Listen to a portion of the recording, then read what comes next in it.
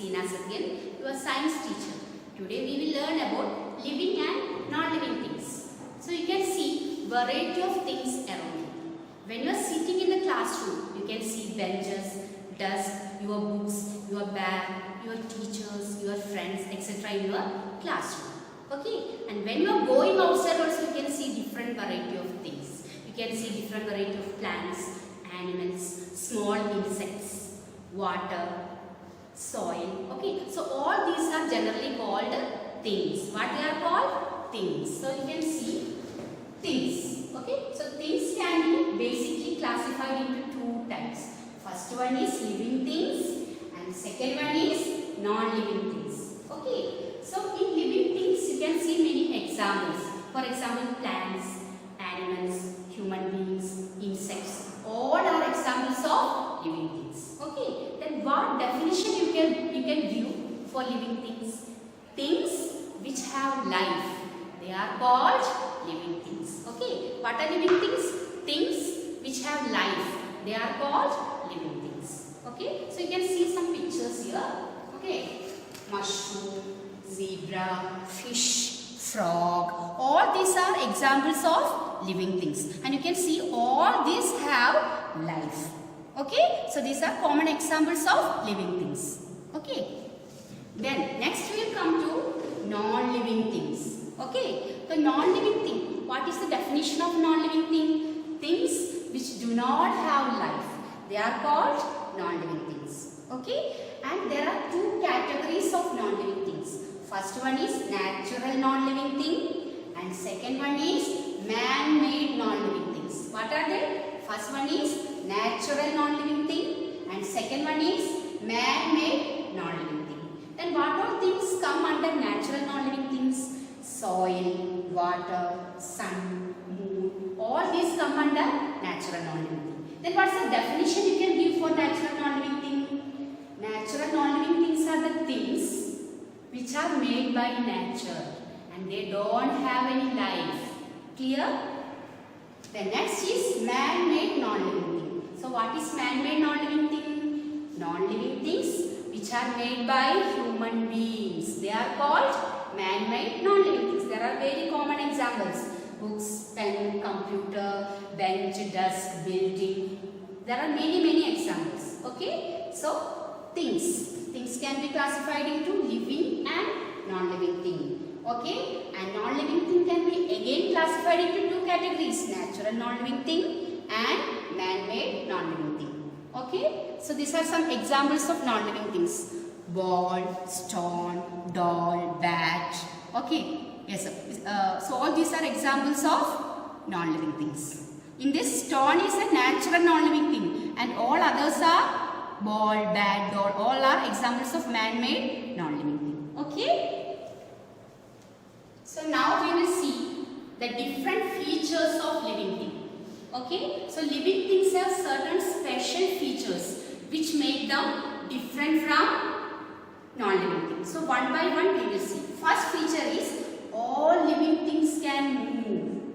Okay. So all living things means all animals, insects, plants, all are moving. Okay. So for what purpose these living things are moving? They are moving from one place to another in search of food and shelter. Okay. And they are showing different types of movement. You know, human beings, we are running, we are jumping. Okay. And all different living organisms have different organs of movement. What about the human beings? We use our legs. Okay. Normally human beings and animals, they use our legs for movement, and they are showing different types of movement. We are jumping, we are running, we are walking, etc. Clear? Then what about the snake? Snake is also living thing. They are crawling. How they are moving? They are crawling, and the body of the snakes are covered with scales. Okay? And these scales protect the snake while they are moving. Then what about the birds? They are flying. Okay? And what is the organs they are used for flying? They use their wings and tails. Okay? They use the wings for flying and they use their tails for changing the direction. Okay? And they move in the air. Then what about the fishes? They are swimming. They are swimming in the water.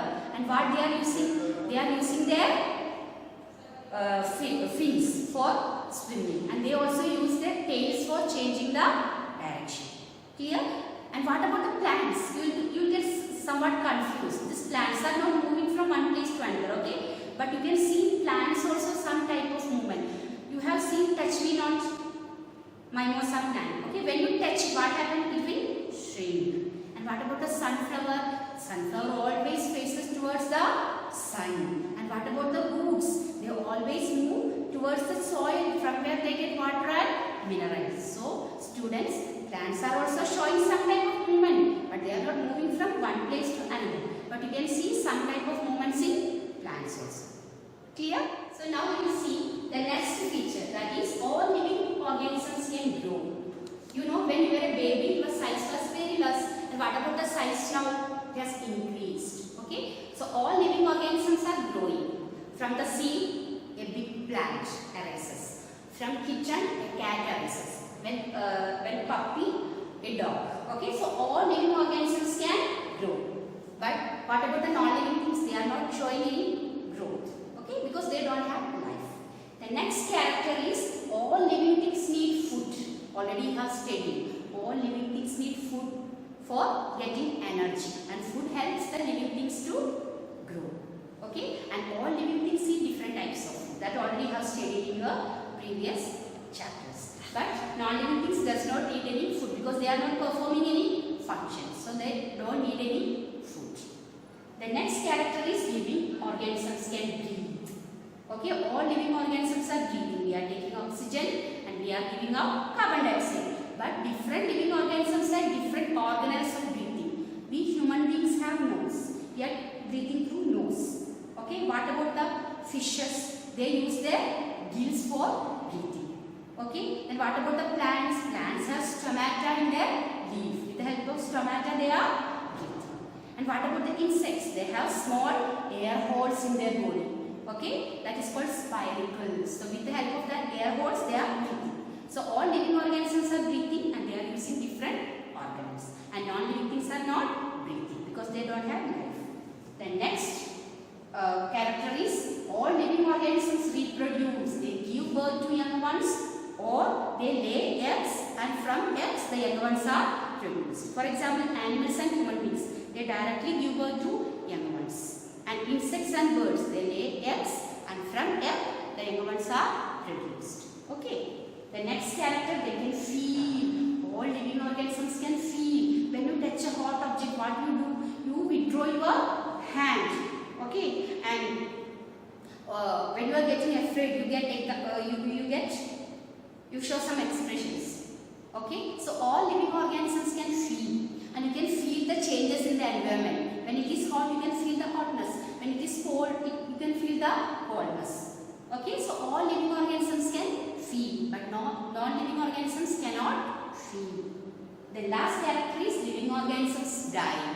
Okay, so all living organisms will get die. But what about the non-living? They remain the same. They are not dying because they don't have the life. So these are the basic features of living things which cannot be seen on non-living things. So just we will see the diagram. The breathing organ of human beings, they are lungs.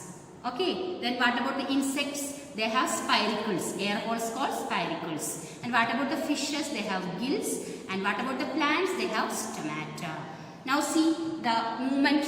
Birds are flying with the help of wings and tails. And what about the fishes? They are using their fins for moving. Okay. The next, the plants. From seeds, they are growing into a plant. So this is an example of growth of plants. And what about the growth of human beings? A baby girl to a woman.